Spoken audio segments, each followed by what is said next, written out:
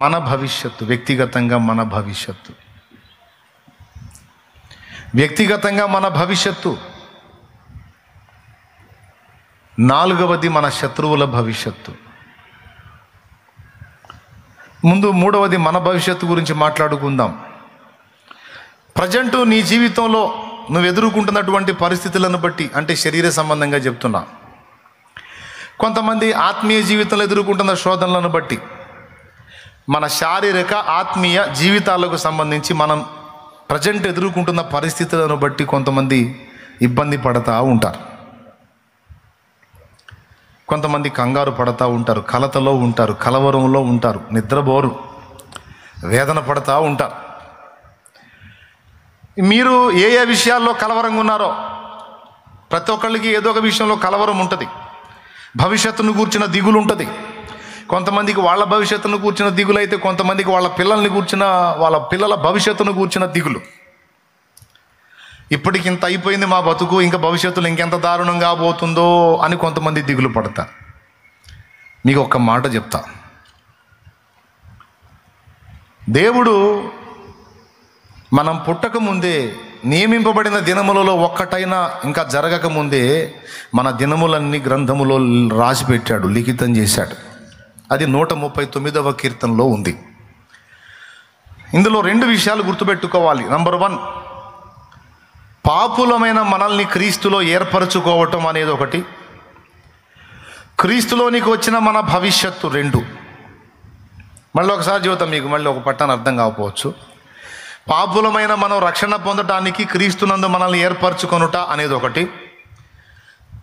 క్రీస్తులో ఏర్పరచబడిన మన భవిష్యత్తు, భౌతిక మరియు ఆత్మీయ భవిష్యత్తు. అర్థం కాకపోవచ్చు, ఇంకోసారి చెబుతా.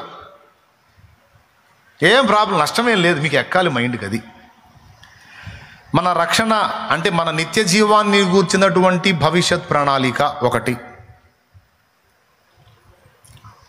ఇంకా పచ్చిగా చెప్పాలంటే, మనం సచ్చాక లేకపోతే రాకడలో ఎత్తబడ్డాక మన భవిష్యత్తును గూర్చిన ప్లాన్ లేదా ప్రణాళిక ఒకటి. రెండోది, ఈ భూమి మీద మనం జీవించేంత జీవిత కాలంలో మనం ఎదుర్కొనే పోరాటాలు, శోధనలు, అవసరాలు, అక్కరలు, సమస్యలు, ఇది బాధలు, వాటికి సంబంధించినటువంటి సమాధానం. ఈ 2 ముందే ఆయన నిర్ణయించి అన్నీ ముందే సిద్ధపరిచి నిన్ను భూమి మీదికి రప్పించాడు. 3 సార్లు చెప్పా.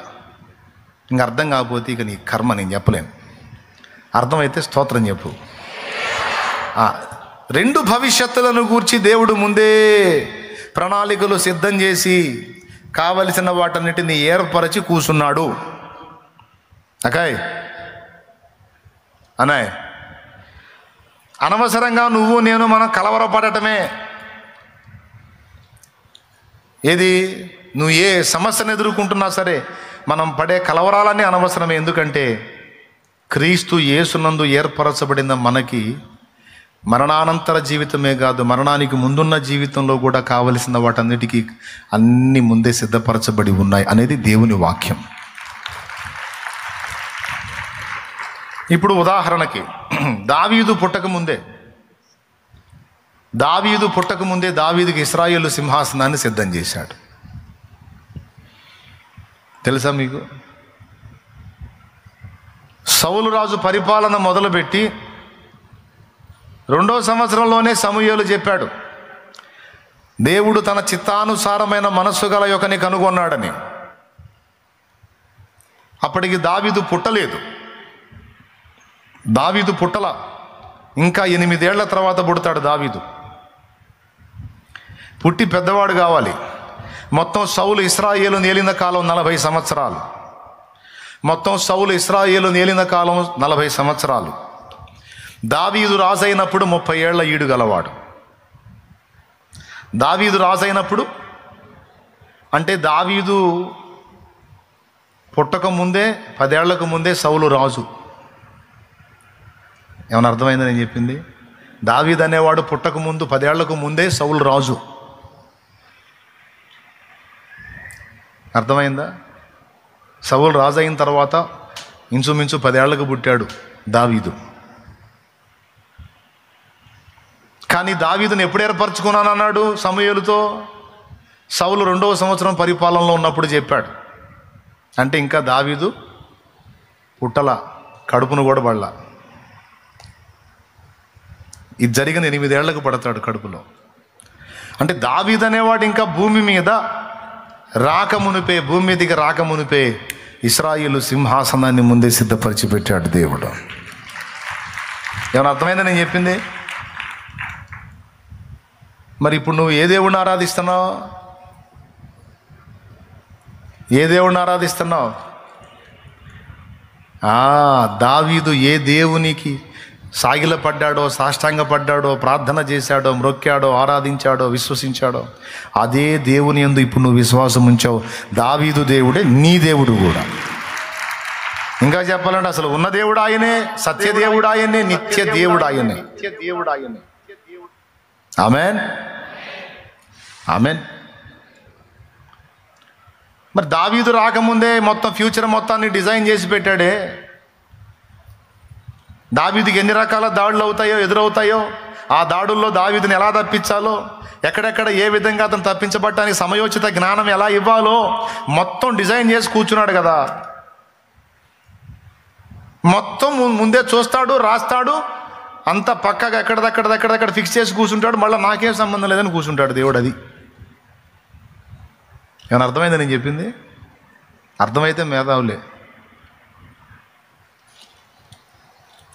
ఏం చెప్పాను చెప్పండి? అది అర్థమైనట్టు ఫోజు పెట్టారు.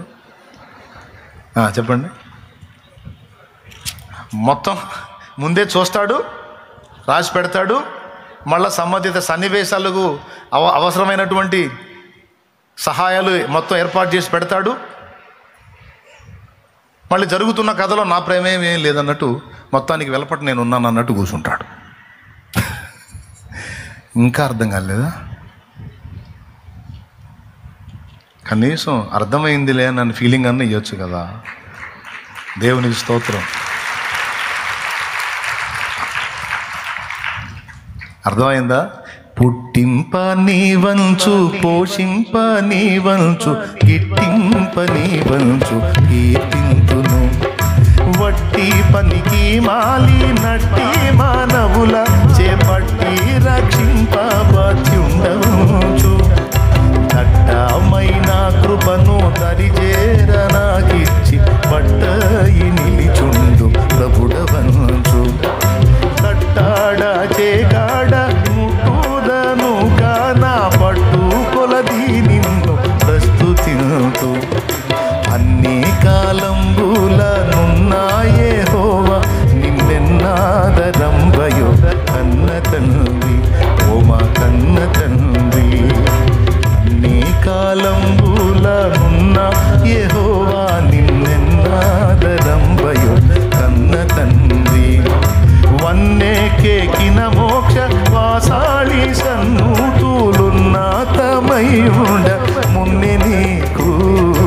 అన్ని కాలంబులనున్నాయే యెహోవా నిన్నెన్నాదరంభయో కన్న తండ్రి, ఓ మా కన్న తండ్రి. దేవునికి మహిమ కలుగును గాక. హల్లెలూయా. గట్టిగా చెప్పండి. ఇప్పుడు ఏమర్థమైంది మీకు? ప్రస్తుతం అనుభవిస్తున్నటువంటి వాటినే నీవు చూస్తున్నావు, కానీ సుదూర భవిష్యత్తులో, సమీప భవిష్యత్తులో దేవుడు నీకు సిద్ధపరిచినవి నీకు అర్థం కాలేదు. కానీ ఒకటి మాత్రం నిజం, అందరికీ అన్నీ సిద్ధపరిచిన దేవుడు భూమి మీద నీ జీవితానికి కావలసినవి నీకు సిద్ధపరిచాడు, నీ పిల్లలకు కూడా సిద్ధపరిచాడు. కన్నవాడిగా కన్నదానిగా నీకే ఇంత బాధ్యత ఉంటే మిమ్మల్ని నన్ను మొత్తాన్ని పుట్టించినోడు ఇంకెంత రెస్పాన్సిబిలిటీ ఉంటుందో ఒక్కసారి ఊహించండి. మనమే ఇంత బాధ్యత ఫీల్ అయితే ఇంకా ఆయన ఎంత బాధ్యత ఫీల్ అవుతాడు? బాధ్యతలు నెరవేర్చడంలో నువ్వు గ్రేటా, దేవుడు గ్రేటా? ఎవరు నంబర్ 1లో వస్తారు? అస్సలు ఎంత పర్ఫెక్ట్ అండి ఆయన మనుషుడిగా భూమి మీదకి వచ్చినప్పుడు కూడా సహోదరుల బాధ్యతను, తల్లి బాధ్యతను 30 ఏళ్ళు నెరవేర్చి, అప్పుడు పరలోక తండ్రి చిత్తం నెరవేర్చడానికి వచ్చి తన ప్రాణముని అప్పగించి, ఇటు భౌతికంగా అటు ఆత్మీయంగా 2 బాధ్యతలు నెరవేర్చి, ఇటు సృష్టికర్తగా మనందరి రక్షణ కోసం ప్రాణం పెట్టి బాధ్యత నెరవేర్చాడు. 30 ఏళ్ళు కుటుంబం బాగు కోసం శ్రమపడి చెక్క పని చేసి వడ్రంగం పని చేసి వాళ్ళని పోషించి బాధ్యతను నెరవేర్చాడు.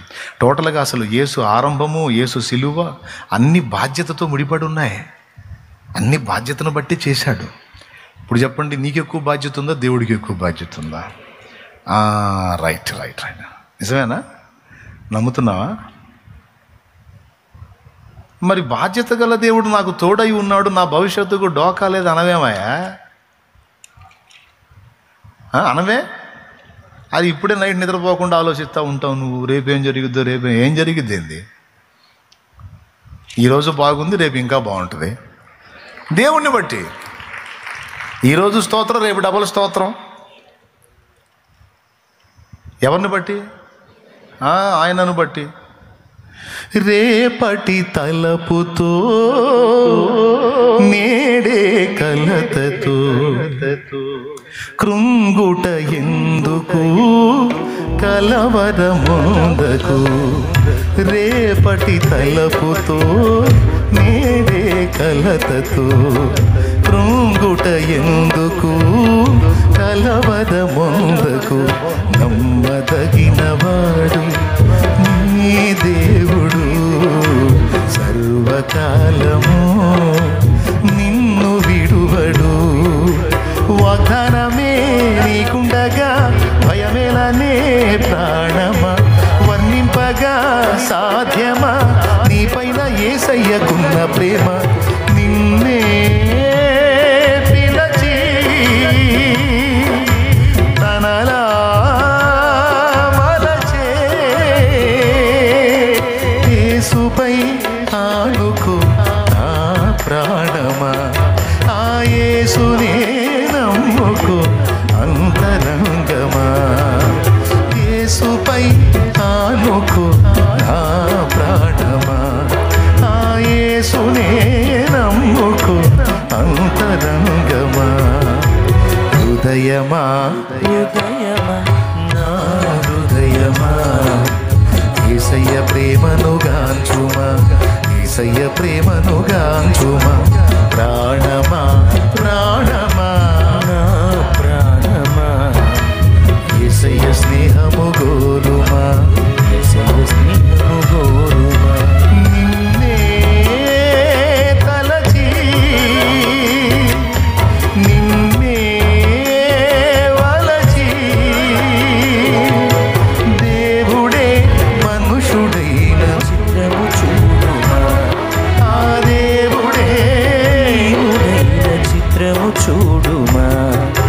దేవుడే మనుషుడైన చిత్రము చూడు. నీ భవిష్యత్తు కోసం ఆ దేవుడే దీనుడైన చిత్రము చూడు. అది చేసినోడు ఇది చేయలేడా? నీ భవిష్యత్తు కోసం భూమి మీదకి వచ్చి ప్రాణం పెట్టినోడు బతికే 4 రోజులకి నీకు సపోర్ట్ చేయడా? ఎంతమందికి విశ్వాసం ఉంది? మరెందుకు దిగులు పడుతున్నావు? మరెందుకు టెన్షన్ పడుతున్నావు? మరెందుకు నిద్ర లేకుండా ఇబ్బంది పడుతున్నావు? మరెందుకు తిండి మానేసి తిరుగుతున్నావు? మరెందుకు భయపడతా ఉన్నావు? ఊరుకూరుకునే ఎందుకు టెన్షన్ పడుతున్నావు? పోనీ ఇంతసేపు దడపడి సమస్య నువ్వేమైనా డీల్ చేస్తావా? జరిగిపోయిన వాటిని నువ్వు మార్చగలవా? జరగబోయే భవిష్యత్తును నువ్వు శాసించగలవా? దేవుణ్ణి బట్టి శాసించగలవు. దేవుణ్ణి పట్టుకుంటే. దేవుణ్ణి పట్టుకోకుండా దిగులు పడ్డావు అనుకో, ఏ సమస్య గురించైనా భవిష్యత్తు కూడా పాడు చేసుకుంటాం.